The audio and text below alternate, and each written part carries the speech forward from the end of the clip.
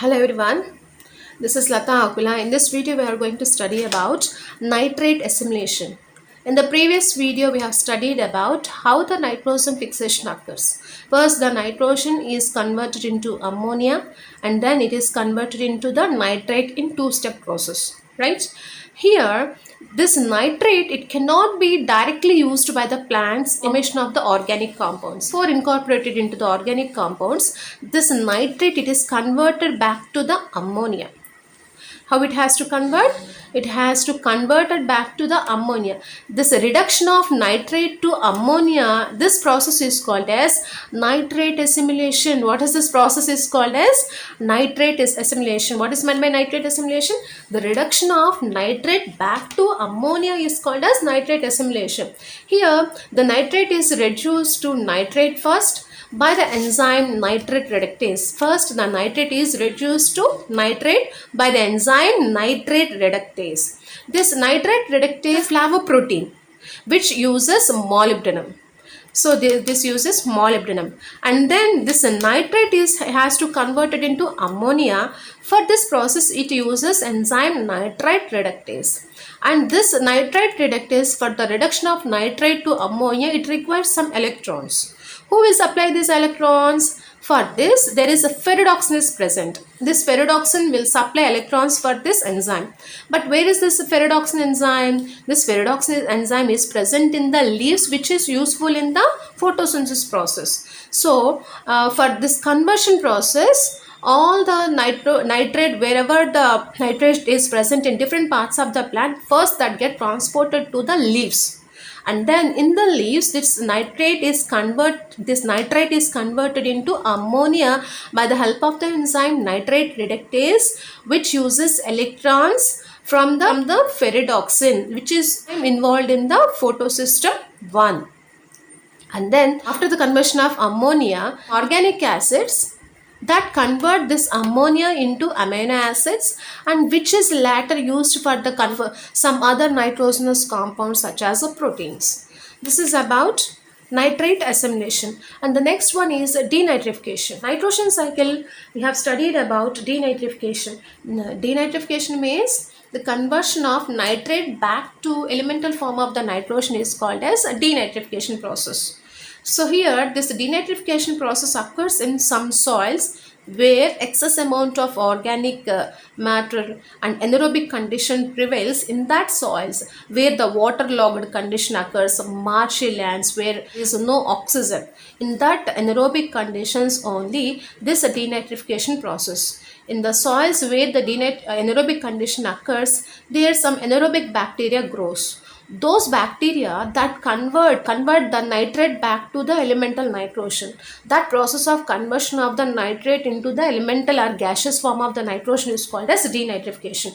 Examples for the bacteria which are involved in this denitrification was Pseudomonas denitrificans and Thiobacillus denitrificans. These two are the anaerobic bacteria. These two grow better in the anaerobic conditions. So in this denitrification process, what will happen? First the nitrate is converted into the nitrite, and then nitrate is converted into the nitric oxide, and then to the nitrous oxide, and finally to the gaseous form of the inert form of the nitrogen that is released back to the atmosphere.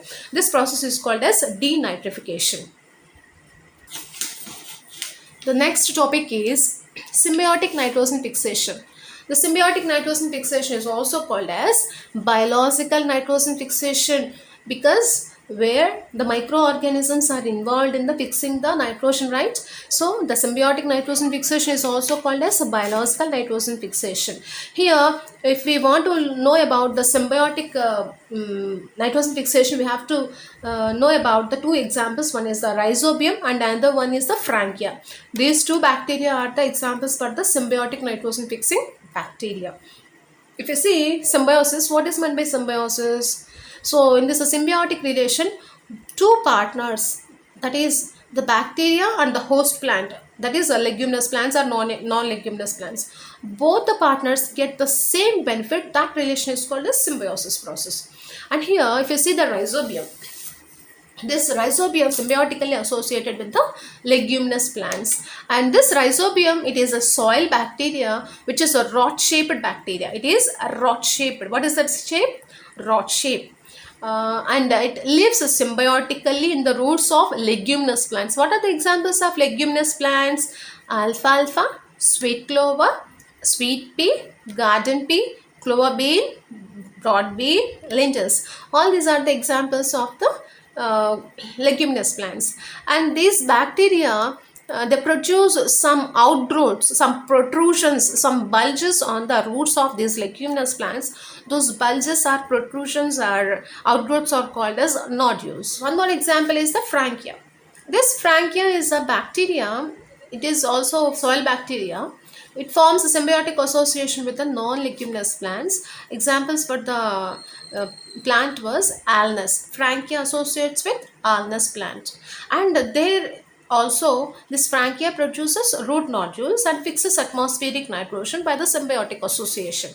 And the rhizobium and frankia both lives freely in the soil.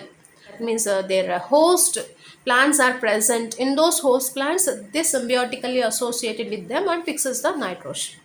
And this is called as symbiotic nitrogen fixation. Now I will see what is the nodule formation. Here we have seen that bacteria, they form on the root surface, they form some protrusions or some bulges which are called as nodule. Now we'll see how this nodule formation takes place. And here if you see a rhizobium, this is the root and this is the soil, and some bacteria were present here.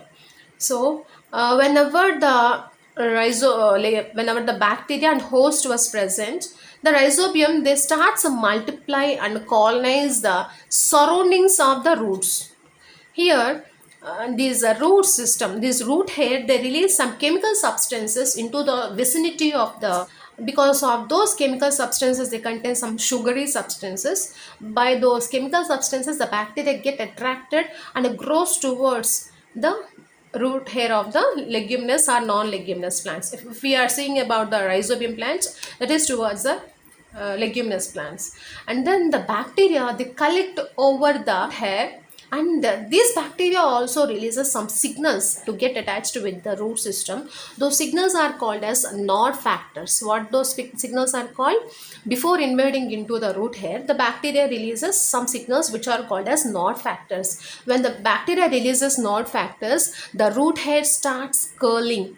See here, this root hair, it starts curling. So the curling of the root hair, after the curling of the root hair, the bacteria get invaded inside the root hair, and then the bacteria, they starts multiply, they colonize inside the root hair, starts multiply and grows inside the root hair and form a thread-like structure. The thread-like structure which is in inward direction inside the root hair, that is called as infection thread. Here this infection thread will grows towards the cortex. Here the bacteria will multiply and grows. So because of the growth of the bacteria, the length of the infection thread also increases, that grows towards the pericycle and then to the cortex region. So after reaching the pericycle and cortex region, the bacteria, they changes their shape and converted into a round bulged structures which are called as bacteroids. The rod-shaped bacteria is converted into bacteroid form, bacteroid. Here these bacteroids are also rod-shaped, but they are somewhat spherical or bulged structures. Okay, and these bacteroids, they invade the cortical cells, and here these bacteroids, they stop multiplication.